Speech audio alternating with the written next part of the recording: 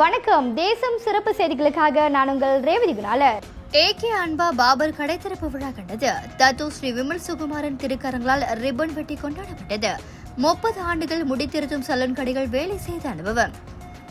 சில காலம் கோவிட் மற்றும் பொருளாதார சூழ்நிலையின் காரணத்தால் சிங்கப்பூரில் வேலை செய்து உழைப்பின் வருமானத்தில் இன்று ஜலான் ராயா சுல்தான் அப்துல் ஹலீம் பிரதான சாலை ஸ்ரீ மகா மாரியம்மன் ஆலய சந்திப்பில் ஏகே அன்பா என்ற பெயரில் நண்பர்கள், உறவினர்கள் மற்றும் வாடிக்கையாளர்களின் முன்னேறிகள் உதயமாகியுள்ளது. இந்த சலூன் கடை நம்பிக்கையும் தைரியமும் துணிச்சலும் துணியாக இருந்தால் வாழ்க்கையில் எந்த தொழில் செய்தாலும் வெற்றி பெறலாம் என்பதற்கு டத்து ஸ்ரீ விமல் சுகுமாரன் கூறினார்.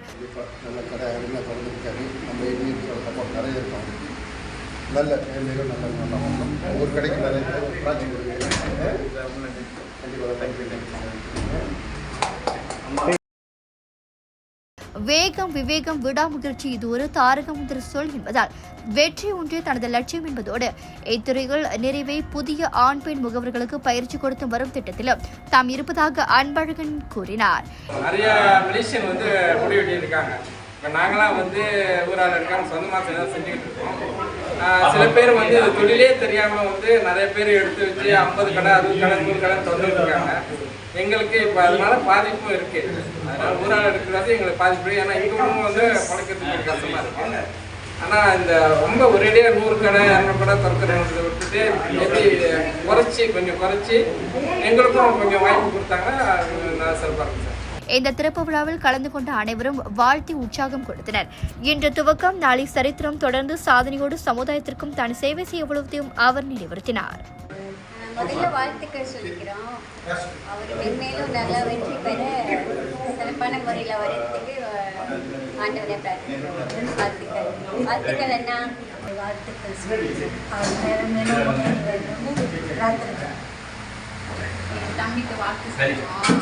அம்மா அப்பாவோட ஆசீர்வாதம் எல்லாமே கிடைக்கணும். முன்னேறி வரணும். அன்பா அவர்கள் இன்றைக்கி நல்ல ஒரு செல்வன் தொத்திருக்கிறாரு.